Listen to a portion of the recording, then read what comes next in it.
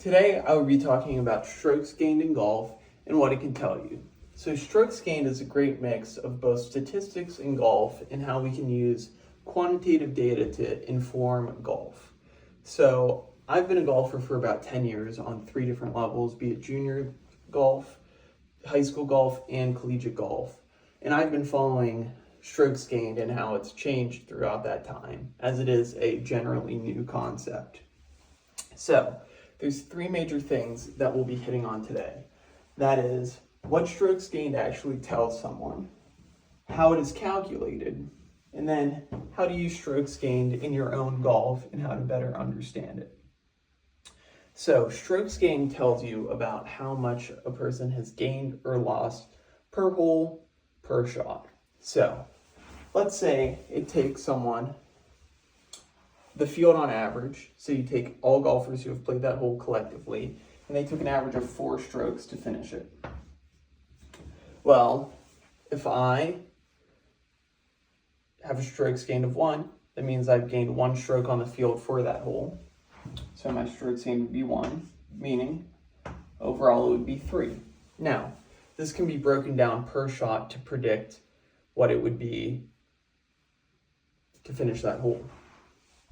So, if it's an average of 4, like we said, and I hit a great drive, and I have a strokes gained on that shot of 0.25, that means that I would be expected to take 3.75 strokes to complete that hole based on that shot. So, if I played that hole an infinite number of times from that position, I'd be expected to take 3.75 shots to complete it. So, now, in the 2026 golf scene, Data Golf actually collects data on all tour players from all positions in information such as weather, lie, distance from the hole, and many other metrics, and it takes this and compiles it into a golfer's strokes gained prediction, also against the field. So, let's say, the field average is a 70 for a certain round, and a professional golfer has a strokes gained of 4. That means that they would shoot a 66 for that day. And that's actually what strokes gained physically tells. So, how does it work? Well, strokes gained feeds a large data set of many different golfers and skill levels at many different courses into a data set, and it uses that data set to predict things. So, let's say we have a fresh data set. We have a green and a fairway, okay? And we have a golfer right here. And it takes him 3 shots to complete that hole. Well, if a new golfer with no other data hits it into that same spot, the model would say, okay, that would take 3 strokes to complete the hole from there for that skill level. Well, as it goes forward, more data is acquired. So let's say it takes someone 4 to finish from here, 2 from here, 4 from here, so. Well, it gets a new data point. So someone hits the ball right into here. What does that say? Okay, well it says we have all this data set around. Someone finished from 2 here, 4 here, 3 here. You'd expect someone in that lie, in that condition, to maybe take 2.75 strokes. So it's constantly evolving as well. So as that golfer finishes that hole, let's say they finish it in 3 strokes. It adds a new data point at that point and it says 3. Now, if the golfer behind him comes and hits it into the same spot, it takes that and says, okay, well, we had someone finish from 3 here, 2 there. That original prediction was 2.75. But now that it has a new data point of 3 there, it might predict 2.9. So it's a little bit higher because it has a new data point close to that. So you play the hole an infinite number of times from there, it would expect about 2.9 strokes. This knowledge is great, however, none of it's real practical to use yet because we just have numbers on a screen. So, how can it actually be used to inform golf? Well, there's a few different ways it can be used.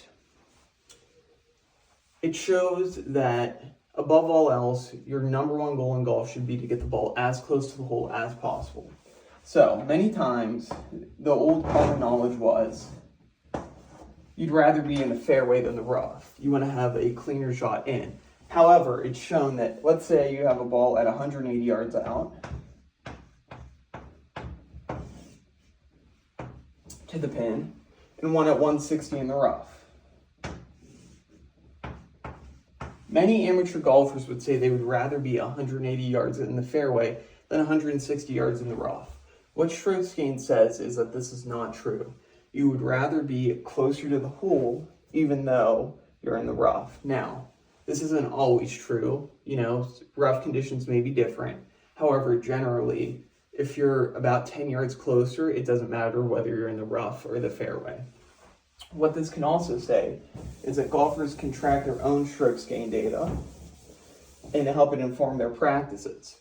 So let's say they, against someone of their own skill level, so let's use a 5 handicap golfer here, their driving strokes gained would be plus 0.25. For approach, they may lose 1 stroke, and for putting, they may gain half a stroke. Well, they can look at this and say, okay, well, I'm giving up strokes against someone of my own skill level from approach shots because they are driving and putting better than someone of their own skill level would be expected to, but they're losing shots to approach. So they'll say, okay, this week I'm going to focus on my approach shots and hopefully improve that to at least a little bit closer to their skill level. Let's say 0.5. And then they'll improve as a golfer, and then they can continue to use their prior input into the data set against a better skill level, and they can move on and improve from there. So now that we understand what strokes gained is, how it's calculated, and how it's used, why does any of this matter? Well, it can help golfers understand pro golf at a better level, week to week, how golfers are improving or changing, and how it changes from course to course. And most golfers should be tracking their strokes gained for this exact reason I mentioned about improving and becoming a better player. So thank you for listening to my presentation about strokes gained, and I hope you have a better understanding of what it is and how it can be used.